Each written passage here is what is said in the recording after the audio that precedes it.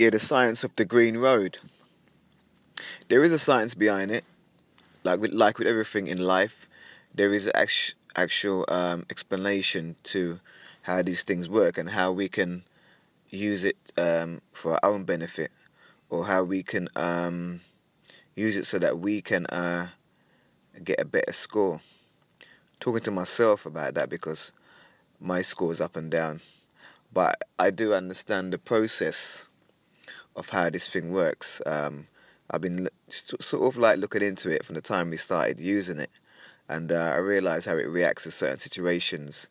And from my little background of physics in school, and my background of just being a person that loves technical stuff, coming from an engineering background, used to be an engineer for LRT. A lot of guys don't know that. Um, Left that job years ago and went and did other jobs. And when I thought about becoming a bus driver, I didn't really think about becoming an engineer again because, um, long story really, it's probably more money, but I won't go into it right now. But anyway, but let me talk about the science of the green road. The green road is not just about braking. We know obviously there's acceleration and there's also about steering and so forth. But what I mean is not just about braking, is that I'll give you what I'm going to trying to say now. You could be driving a bus really fast and stop that bus very quickly but smoothly. Come to a stop. The passengers are not felt nothing. They're not, falling over. They're not jerking forward or whatever. But you brought that bus to a standstill. But the green road would give you an amber because you, because not because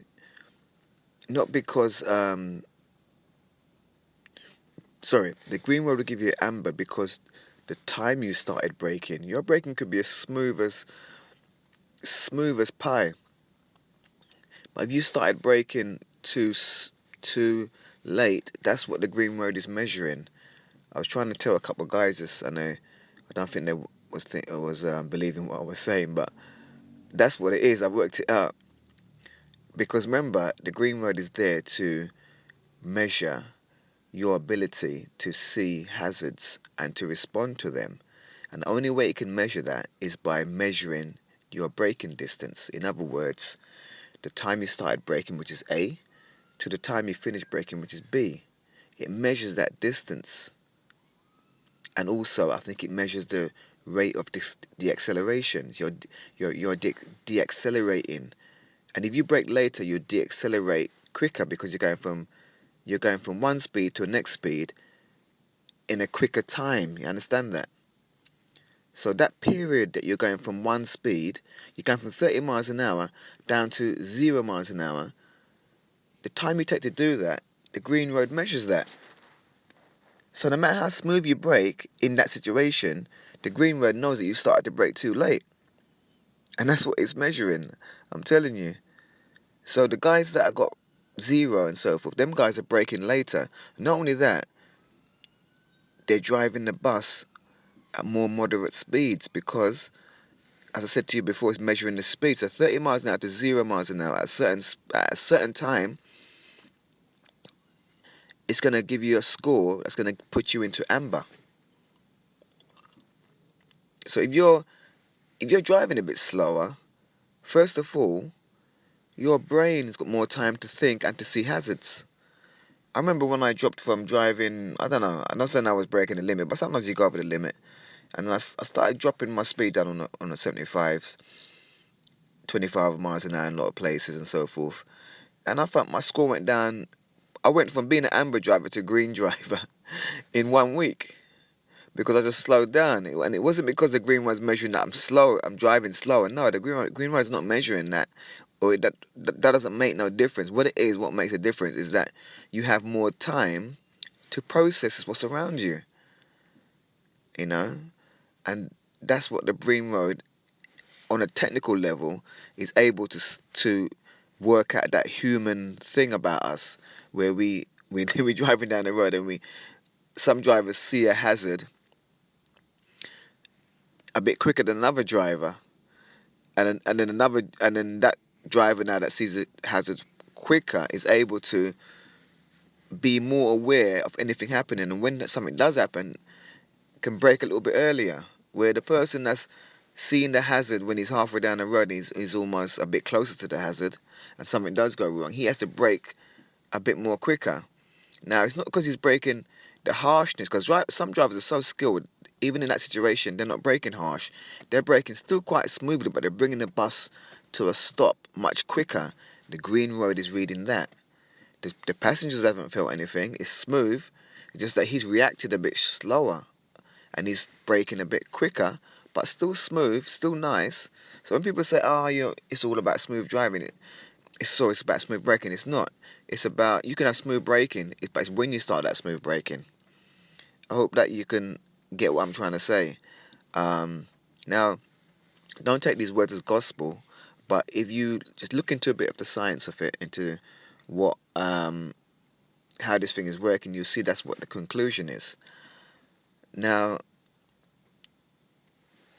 individual drivers process information at different speeds. That's another thing. So, two drivers may see a hazard at the same time, but how you react to that hazard and how you respond to it if something does happen, every driver, as we all individuals, our brain processes that information at different speeds and our reaction.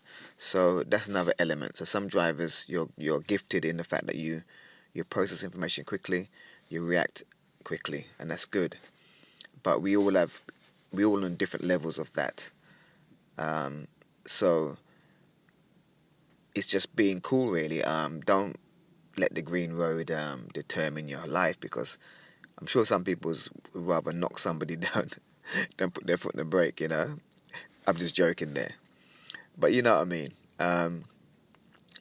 Let's talk about the different buses. So different buses, like the smaller buses, they're harder to drive because the Greenroad is on there, and I'm not too sure whether they adjust it for each bus, but I don't think they do. Or there is some sort of adjustment, but maybe it's not adjusted properly, because the smaller buses have the engine size for the size of the actual bus. A single decker's got less weight. Some of the vehicles are shorter. You're creating more force, like inertia, which is when you're going forward. Inertia is that your forward force gives you a equal backward force, and depending on the size of your engine, you create more torque, which is turning power. So when you go forward, the Greenroad is reading acceleration sometimes.